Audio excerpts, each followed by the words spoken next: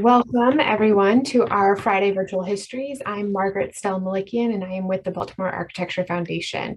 In 2020, Baltimore Heritage and the BAF partnered to create these virtual histories every other Friday. First, we want to thank everyone who donated to be here with us today and last week while we had to deal with a Zoom hacker. Your support and everything else enables us to continue doing these talks. A few announcements before we begin. This program will be recorded and will be available on the Baltimore Architecture Foundation's YouTube channel early next week. On Friday, July 8th, please join us for our next virtual histories talk on the historic amusement parks of Baltimore. And for today's presentation, also we have a happy hour. But for today's presentation, we'll hear from Amy Davis, who is a photographer and author of Flickering Treasures, Rediscovering Baltimore's Forgotten Movie Theaters. In 2018, Flickering Treasures received one of Baltimore Heritage's Historic Preservation Awards. And recently, Baltimore City Historical Society chose Amy for a 2022 Historian Scholar Award, which recognizes individuals who have contributed to the historical scholarship of Baltimore history through their research and publications. This honor is for her comprehensive research in the book, Flickering Treasures, Rediscovering Baltimore's Forgotten Movie Theaters. And if you like today's presentation, please check out Flickering Treasures, the exhibition at the Maryland Center for History and Culture. It will be up through September 2023.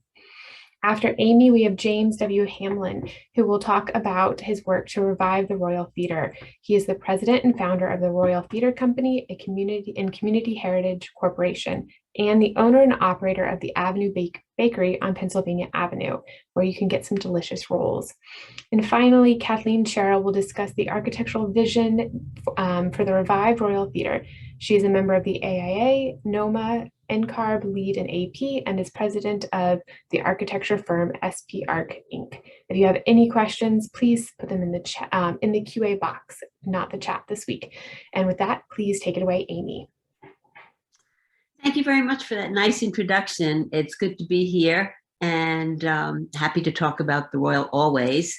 When I began researching my book, Flickering Treasures, I quickly discovered the affection that people have for the Royal Theater. And so many people had great stories about this theater that I had to devote happily 9 pages in the book to it, which is filled with oral histories, various reminiscences.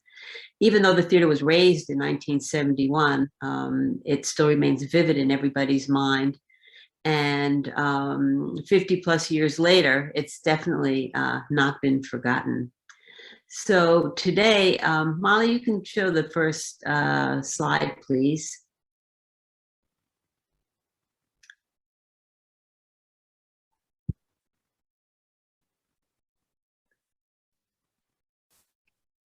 Here we go.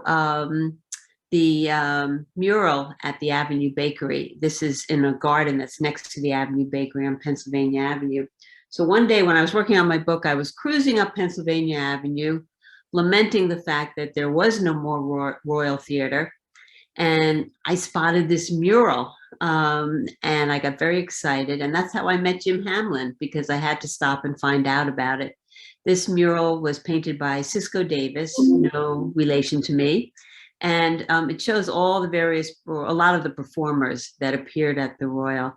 So basically, major Black entertainers would go on the Chitlin circuit, and they would play at the Royal, and the circuit included the famous Apollo in Harlem, the Uptown in Philadelphia, the Howard in DC, which has been revived, and other venues.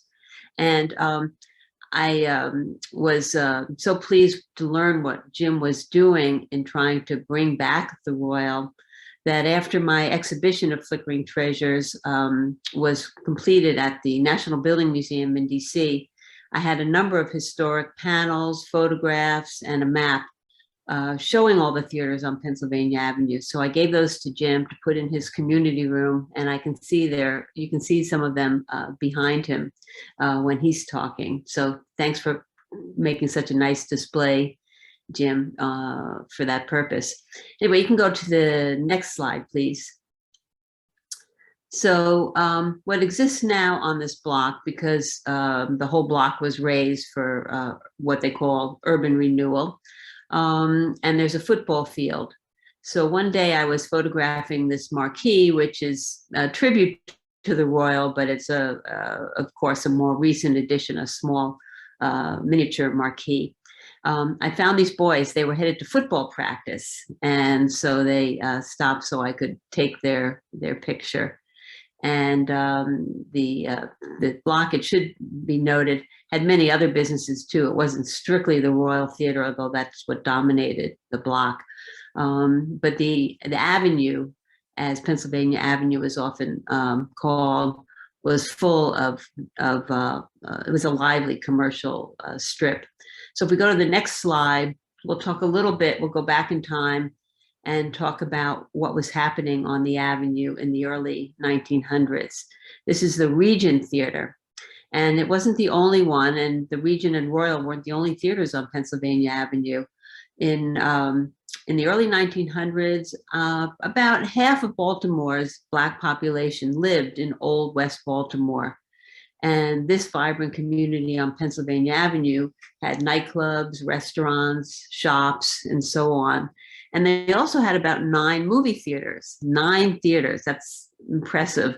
Of course, many of them didn't survive beyond the silent era.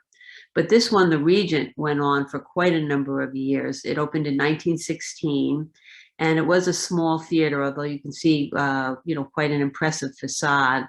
But it was so successful, it expanded next door to become about a 2,200 seat theater, which is larger than the Royal. People tend to forget that.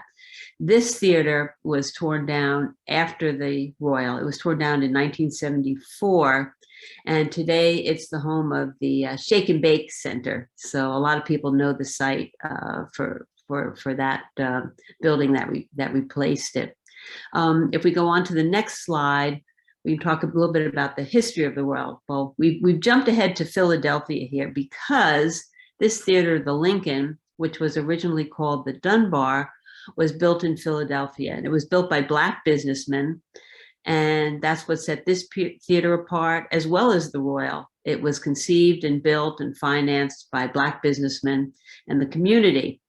They built the Dunbar in 1919, and then they wanted to replicate that same idea in Baltimore. And this theater became known as the Lincoln in the Depression later on. It actually followed the same trajectory as the Baltimore, started by Black businessmen, operated by Blacks, and then some years not too long after it opened, it was sold to white owners. And so it's interesting, the same pattern followed both theaters. So in order to fund the theater in Baltimore, we can go to the next slide, please, Molly. They had ads, the sale of stock. And the theater, the Royal, was originally called the Douglas. So you could buy shares, $10 shares, to build the Douglas Theater. And it was successful. The theater opened, the 1,350 seat theater opened on February 15th, 1922. But even though it was ballyhooed, they struggled to attract sufficient local patronage. And less than 4 years later, as I mentioned, it was sold to white owners. They renamed the theater the Royal. They brought down the prices. The top price was lowered to 30 cents. And they were able to make a go of it.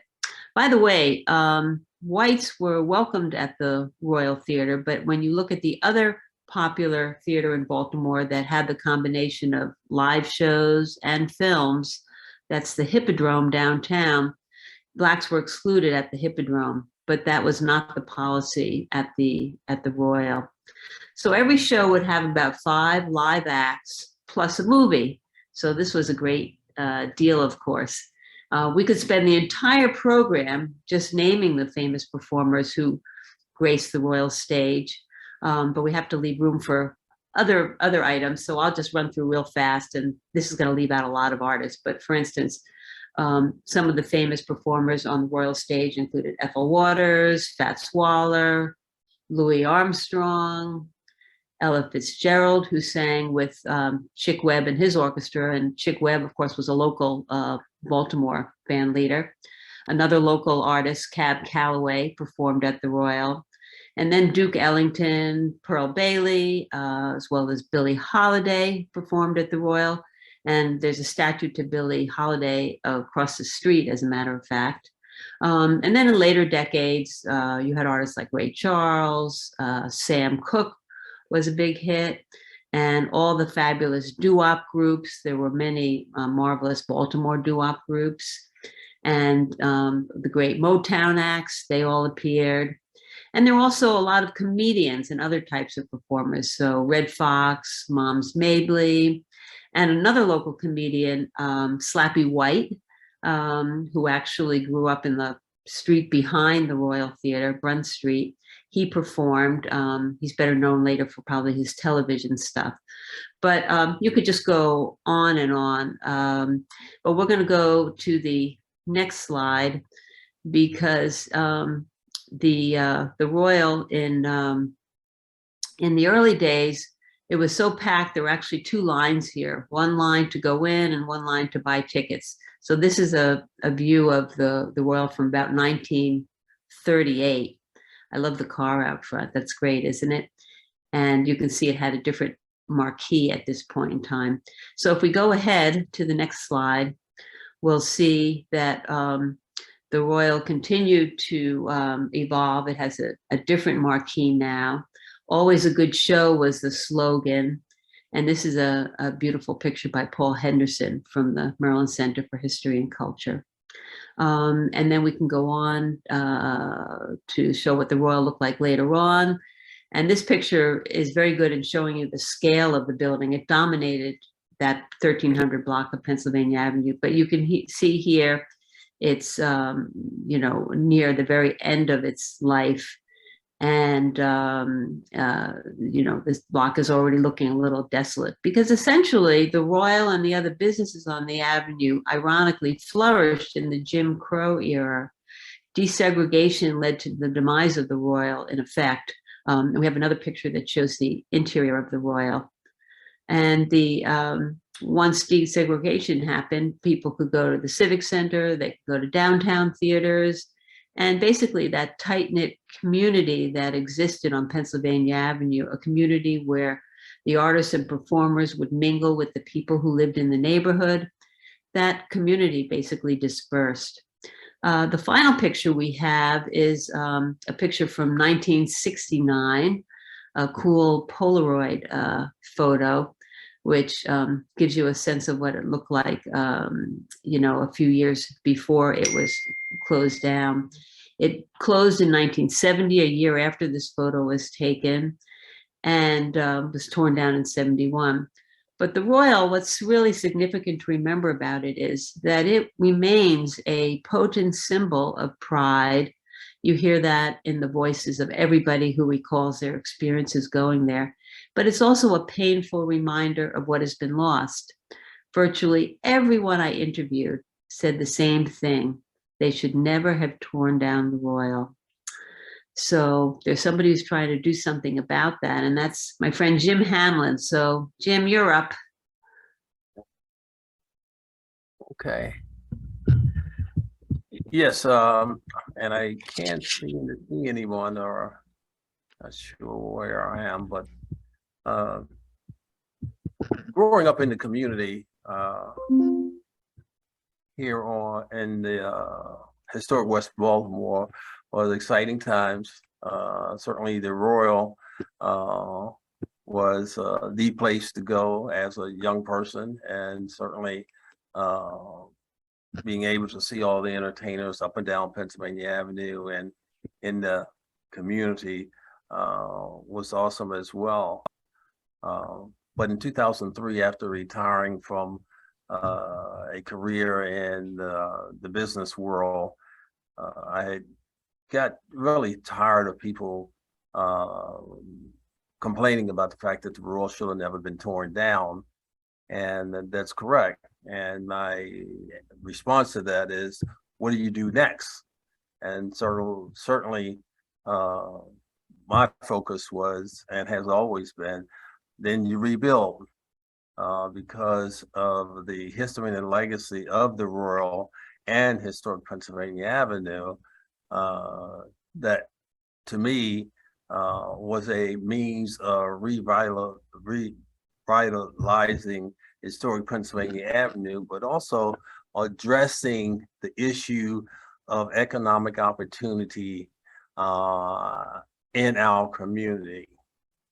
And so that's how we went on the, I guess, the tour of trying to make that happen. And one of the things I did realize too is that the atmosphere that we had back during the rural days and before the rise of '68 was there were always job opportunities for our young people in the community. Whether it was a newspaper, a boy, or working at some of the shops up and down Pennsylvania Avenue, that we all had job opportunities. And I remember my first job working at a corner grocery store. And so the rural became, for us and the organization that I formed, the Rural Theater and Community Heritage Corporation, it became the anchor for the revitalization of historic Pennsylvania Avenue. And when we talk about rebuilding the rural, we're talking about really a project that we have named the Rural Theater and Community Heritage Center, with the Rural Theater as the anchor, jazz center, restaurants, ethnic restaurants and shops, incubator business facility, and connecting it all with education and the education system and the arts. And one exciting event that has taken place here on historic Pennsylvania Avenue is the fact that it is now the one and only Black Arts and Entertainment District. And certainly you cannot have a Black Arts and Entertainment District, any entertainment district, without venues. People across the country have visited the Avenue Bakery, and we opened that up as a means of getting people to come back to historic Pennsylvania Avenue. And we've been successful at doing that, and we have hosted people from all over the country and as far away as Sweden and Canada, and occasionally get calls from London and different places about the rural. And so with tourism being the third largest industry in Baltimore City at the tune of more than $10 billion a year, and with the history and the legacy that we have here in historic West Baltimore, and the history and legacy of the Rural Theater, certainly this project that we have embarked upon trying to make happen is ideal and is perfect. I was fortunate enough to, in the beginning stages, run into a fine architect, Mrs. Kathleen Sherrill, and we met at a meeting and started talking about past and people we knew, and come to find out her and her dad and I worked together at one time. And certainly when you stop by the Avenue Bakery and see it and what it was before she laid her hands on it, you'll see that the fine work that she can and has done. And certainly she's been the right hand to designing and coming up with a project that will be just awesome when it comes to what it can do for historic Pennsylvania Avenue.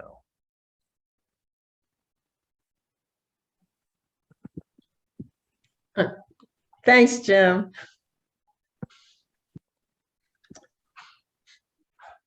So my history with historic Pennsylvania Avenue and theaters, and specifically the Royal, goes back to my parents. My grandparents actually lived and moved to Pennsylvania Avenue in the 30s. And I was actually born there and grew up to age of about 4, I guess, or 5. And then we moved out of the neighborhood, but we continued to come back because that's where our church was. That's where my parents and grandparents' friends were. So we've been a part of Pennsylvania Avenue for my entire life. And when Jim came to me with his project for the bakery, I was just ecstatic and excited about helping him visualize this dream of having businesses come back to Pennsylvania Avenue, and then using that to help become a catalyst for rebuilding the Royal. Next, Molly. Okay. So the vision and plan for the entire block, if you will, that will be the home to the Royal, is to have more than just the theater there. It's to have supporting businesses that would benefit from having a theater, such as a restaurant and other types of businesses that would provide memorabilia and that sort of thing from the avenue, using it as both a new vision as well as a reflection of history from this very famous community and theater. We are looking to have a state-of-the-art theater that would be able to support live performances, small as well as large performances, having a lobby that would allow for some smaller jazz performances, or to have a stage that would allow for plays and as well as live music performances. In addition to having the restaurant, we also looked at having small businesses be able to have shops along that entire block down to where the recreation center is, and also be able to provide parking and other facilities that would be behind and support the theater itself. Also having an open space in the area that would be surrounded by these buildings that would allow for some summertime outdoor activities as well, related to the community, related to music, and related to historic Pennsylvania Avenue. This has been an exciting project for our firm. We've been working on it with Jim now for, I guess about 14 years or something like that. We've not only watched the enthusiasm increase and excitement increase, it's also brought a lot of folk to the Avenue to learn more about the history of the Avenue. And then a lot of that is being taught through Jim's bakery. So he has a lot of memorabilia in his bakery. He is also has, also you can see what we started with. It was an old hardware store there, and what has become now has brought people from all over the city, certainly, but well beyond the limits of Baltimore City, to visit the bakery, learn a little bit of history about some of the famous people who lived, grew up, and thrived in Pennsylvania Avenue corridor. One of the most famous being Thurgood Marshall, who was born and grew up on Pennsylvania Avenue, or in the Pennsylvania Avenue area. So it's very proud history, very proud community, and I'm just happy to be a part of it.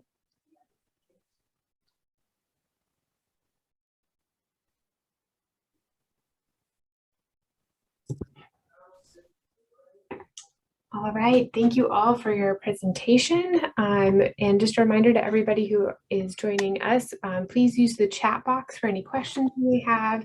We have had a couple comments from a couple of our attendees, and one is from Damon Evans. He played Lionel on the Jeffersons and is a native Baltimorean. He saw the stage shows at the Royal when he attended Lemmel Junior High and Douglas High School, and he said he missed it. And also another comment we had is from Harriet Meyer. I hope I said your last name right. Her parents and friends, or she had her parents had friends who owned a bar on Pennsylvania Avenue, and on Saturday nights they would go there to watch the fights on TV.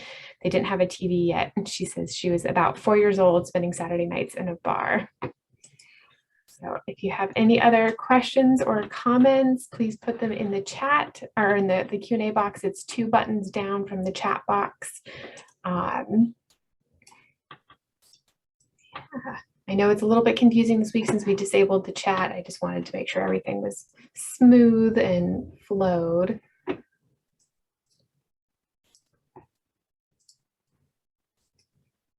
Oh. Okay, here we go. We have a question and comment. I'm a first cousin once removed to Jo Stafford.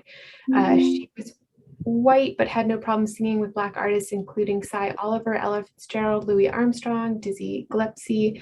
I know she sang at the Hippodrome with Tommy Dorsey and Frank Sinatra, but did Cousin Jo ever appear at the Royal? Do any of you know of any of that? If not, did any other white artists perform at the Royal? I'm trying to. I couldn't say. No. Okay. Are you all working with the Theater Historical Society? No, we're not at this point. One of the things that we're in the process of doing is putting together a professional presentation to make the community and the folks at large aware of the details of the project. I mean, everybody all over the city and all over know that we have been working on the Rural Theater project and trying to rebuild. But what they don't know is the details and the fact that it's not just about a theater, it's about economic revitalization. And it's a complex project, as Kathleen mentioned. It's everything from the theater, which is the anchor, and jazz center capabilities, as well as ethnic restaurants and shops and those sort of things to bring the staples that's necessary for a thriving community to survive. I'm excited to see it all come together and have it be finished. Someone is asking if you can name some of the doo-wop groups that performed there. They mentioned the Swallows. The Swallow, I remember the name for sure. It's so many, and a lot of folks don't know Baltimore is the home of doo-wop. That's walking the streets, and matter of fact, during those days, watching some of the guys even standing on the corner harmonizing and performing just like you see in New Orleans with folks on the street performing. That took place here in Baltimore, and to see the list, stand there and listen to the doo-wop groups right there on the street, it's just awesome. Can I jump in and ask a question? I just wanted to say thank you also to our 3 panelists here. James, my question is for you. I was wondering if you could talk about your most memorable show that you went to see at the Royal, or your favorite show. I wasn't, I must say, I didn't get the opportunity to go to the shows.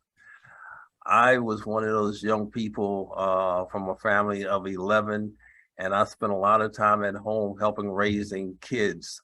Even some of my brothers and sisters call me dad. But my wife talks about it all the time.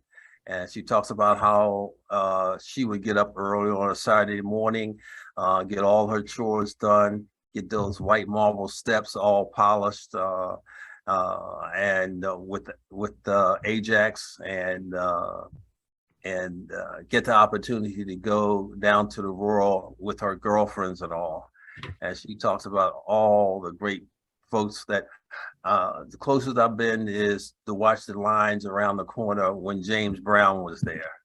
Also got an opportunity walking the avenue to be able to bump into some of those great entertainers.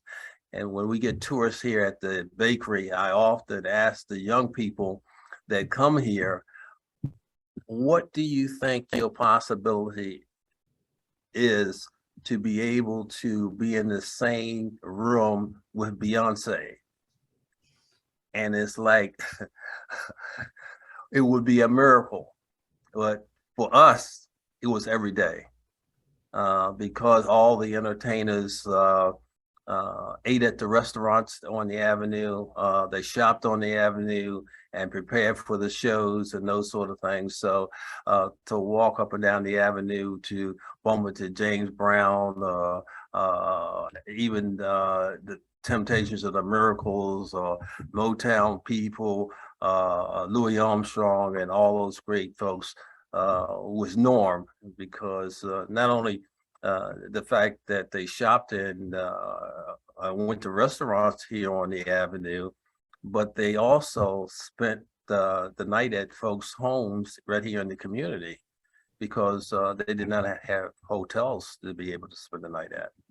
So I get into a little bit of this history about the doo-wop groups in particular on my Facebook page, Flickr. If you just go to Facebook and type in Flickering Treasures, for the centennial of the Royal, I posted a series of blogs about it, and one of them talks all about the doo-wop groups and so on. So if you go to Flickering Treasures on Facebook, you can see more of the history that we couldn't get into here. I wasn't old enough to to attend, but my mother-in-law and my mom used to talk about the shows that they went to see. Particularly my mother-in-law, she talked about James Brown. She was a huge James Brown fan, and talked about attending the shows there.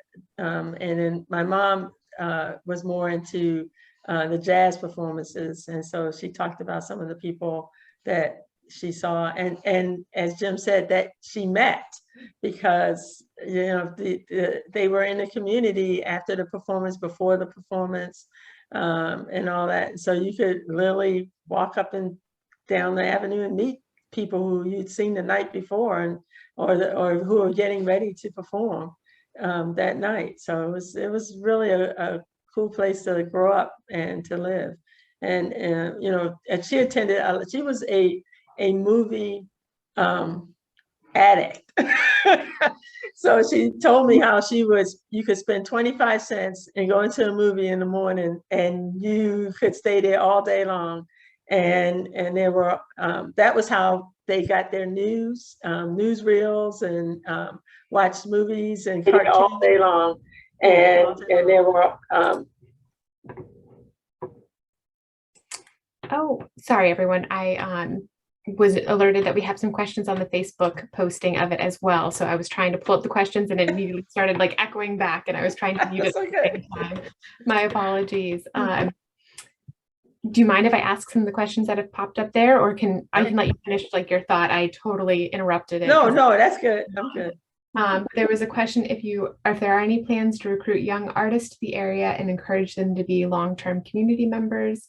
And from the same person, D, how did the Royal Theatre support the local arts and ancillary club scene?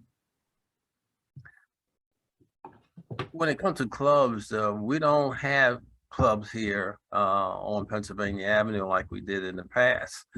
The Avenue Bakery, besides being here to bring fresh products to the community and educate folks on the history and the legacy of the community, the first Saturday of the month from May to September, we have jazz performances in our courtyard.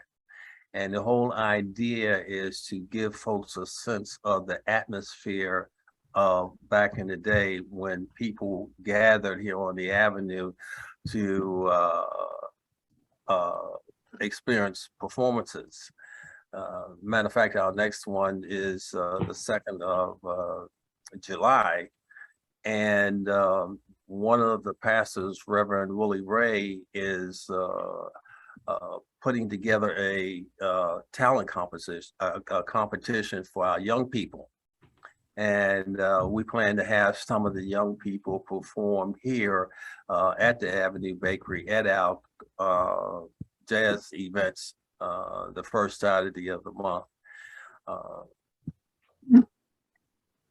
And so the whole idea is we have so much talent here in our community, and there's very few places or that our young people have the opportunity to display that talent.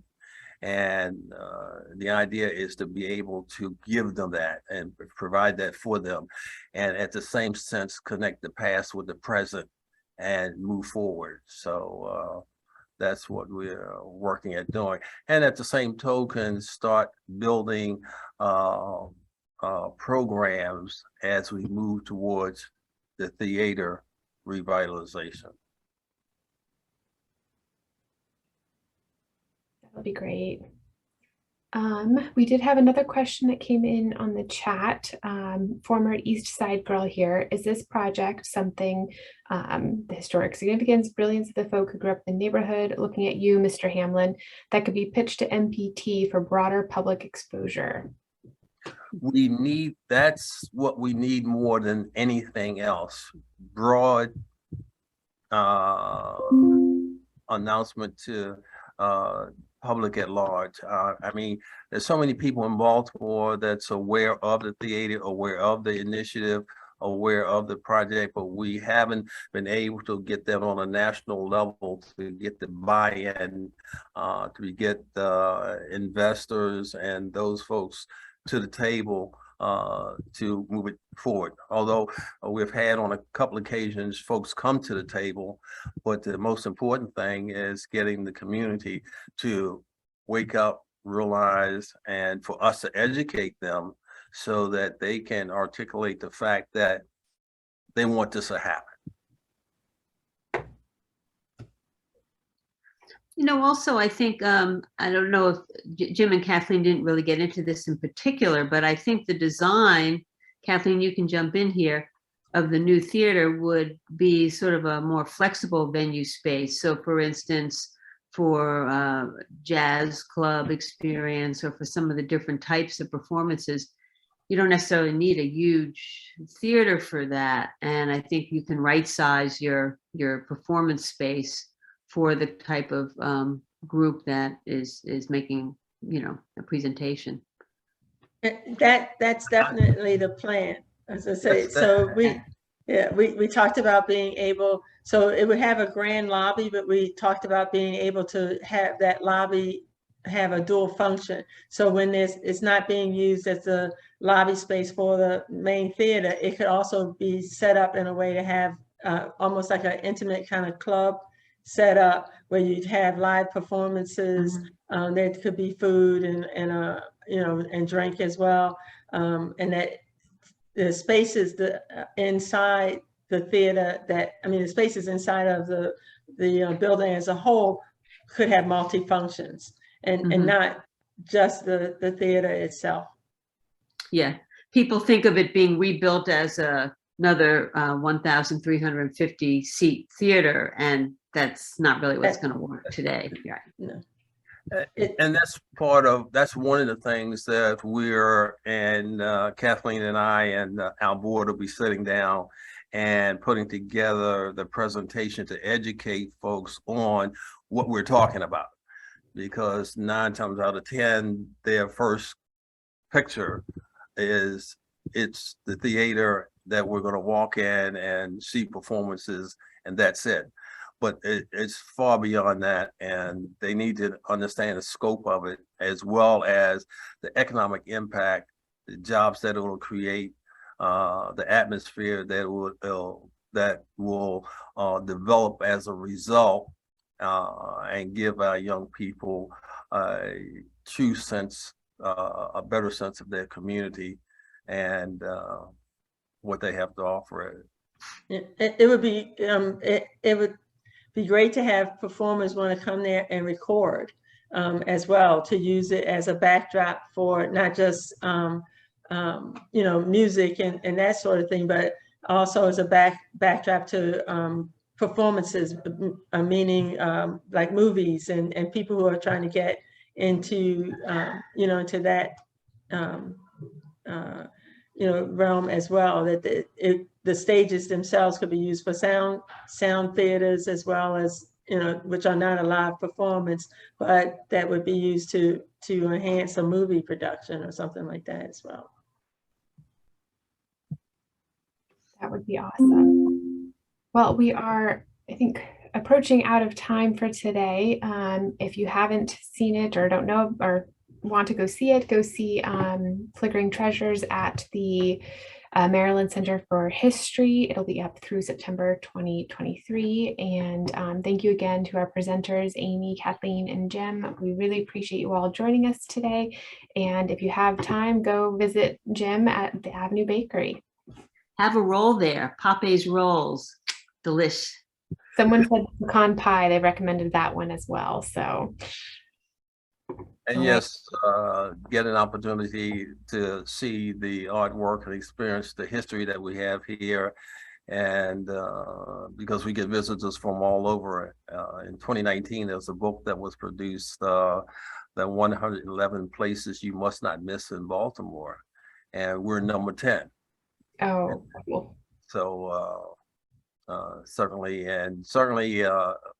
we have our jazz events the first Saturday of the month from May to September, and come out and really get a feel for what the Avenue was like, and the atmosphere, the people, food, and the entertainment. That would be great. All right. Thank you, everyone, and have a good weekend. You Well, too. thank you. Thank you.